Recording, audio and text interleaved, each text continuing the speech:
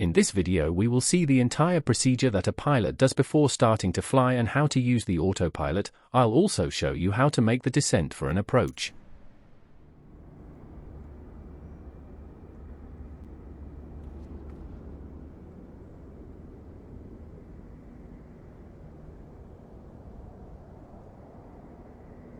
At this moment we are going to check the left flap of the aircraft. We place the mouse pointer over the flap and then move it from left to right without clicking. Then we move the left aileron up and down, holding it with the left click. Then we check the left ride and the left tire. At the same time we take the opportunity to remove the chocks. We continue removing the other covers. Personally, I have a specific order for removing them. First, the chocks, second, the engine covers, third, the pitot tube covers, and lastly, the static port cover. We continue doing our walk around and checking that everything is okay with our aircraft. In real life, every pilot must do this check and make sure everything is fine on the aircraft. You must also make a checklist before starting and taking off the aircraft. You must also make a flight plan if you are going on an IFR route. If the flight is purely recreational, VFR, and you will fly around the departure point, you only need to maintain communication with the control tower. In this case it is not necessary to make a flight plan with a route from point A to point B.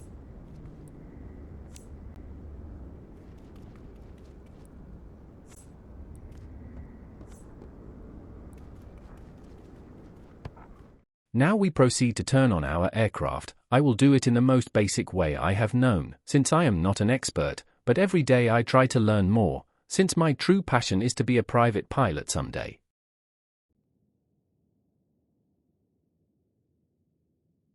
We turn on the battery and the alternator. Now we turn on the beacon lights, so people know we're going to start the engine. We position the fuel selector on both, so that the engine consumes fuel from both tanks. This is how a balance is maintained in the aircraft. We put the mixture at 100%, then we put the mixture at 30% and turn on the fuel pump for 3 seconds so that it loads fuel into the engine injectors. And we assemble the standby battery. Okay, now we proceed to start the aircraft. We turn on the avionics master, navigation lights and taxi lights. We click enter on the right screen to show us the Garmin navigation map.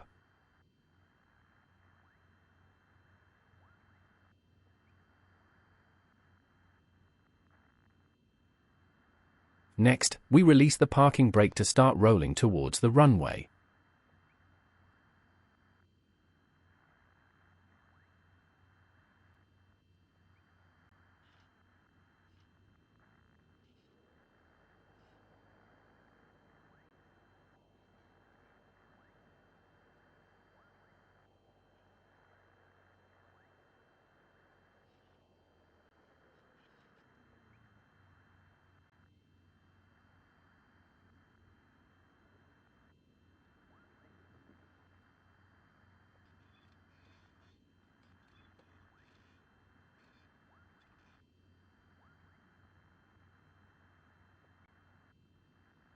Now I'm going to set the altitude to 10,000 feet and make a flight plan from MDPP to MDSD to show you how to use the autopilot on this aircraft.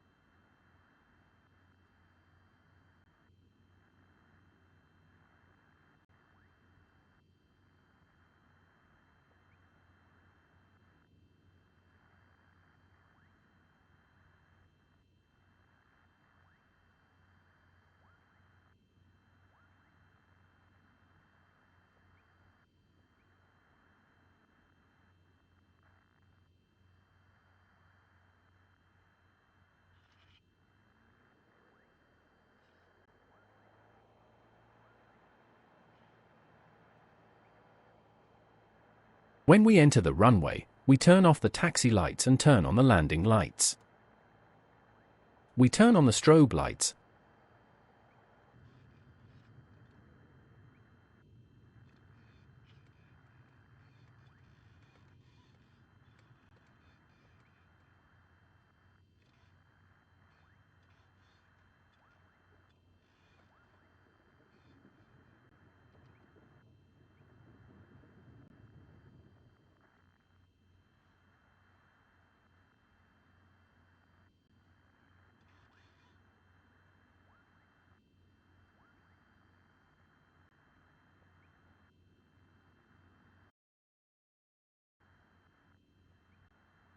Now we put the flaps in the first position.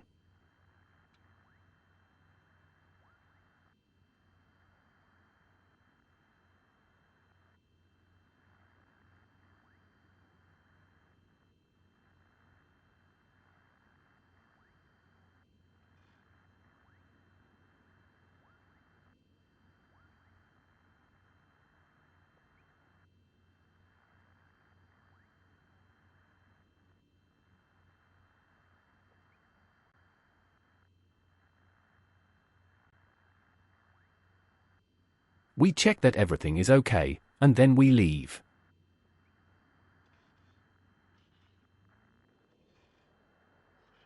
Then we release the brakes to get a good burst of speed and try to stay in the center of the runway.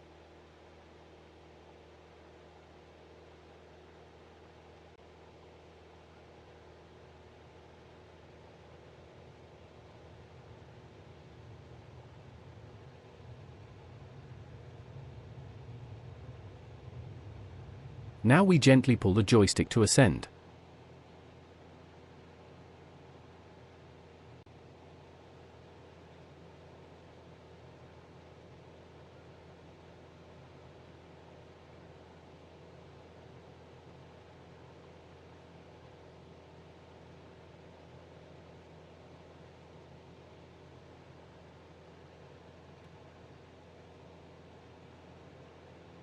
Next, we activate the autopilot using the AP button and navigation using the NAV button. This ensures the aircraft follows the route I set in the flight plan. It's important to activate the AP and NAV buttons as soon as we pass over the pink line so the GPS works immediately. To calculate the descent, a brief mathematical calculation is necessary. For example, first, we subtract the desired altitude from the current altitude. Then, we divide the result by 1000. Finally, we multiply by 3. To determine the altitude we need before landing, I have to open the tablet in the simulator, then find the navigation charts for the airport we're going to, exactly as I'm doing on screen. As you can see, the approach altitude for runway 17 is 3,000 feet, so we'll set the altitude to 3,000 feet now so that when we reach 21 miles away, we can begin our descent. You have to do this calculation to know how many nautical miles you can start making your descent. The desired altitude will always be the approach altitude for each runway. Now we enter the descent speed. This is calculated by multiplying the ground speed by 5. Then, we enter the resulting value as the vertical speed. We simply press the vertical speed, VS, button. Next, we decrease the vertical speed by multiplying the result of the vertical speed, GS, by 5. And so we began our descent. In my current case, I'm 36 nautical miles away, meaning that when I'm approaching the 21st nautical mile mark, I should be ready to descend. I also need to have calculated the vertical speed at which I'll be descending. As a result, we arrived on the runway at an optimal landing altitude. We just need to turn off the autopilot and continue making the descent manually.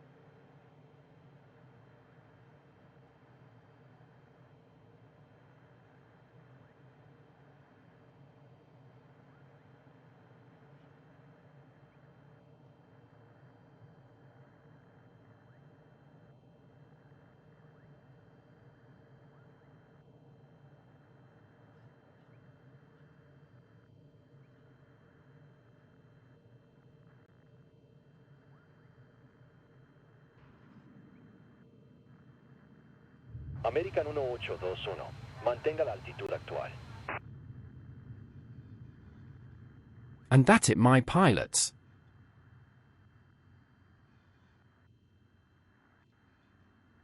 Mantenga la altitud actual. American 1821. American 1821, descienda y manténgase a 3000. I hope you liked it. I have made everything as basic as possible, but if you are really interested in doing it in a more professional way, each aircraft made by Asobo comes with a checklist showing all the procedures that must be carried out before and after starting an airplane. I really love this Microsoft Flight Simulator 2024, since they teach you everything in a very professional way, and when it comes to taking real training in an aviation school, you will leave with great knowledge thanks to the help that this simulator has. Apart from all that, you can also get to know many parts of the world that are recreated in this simulator.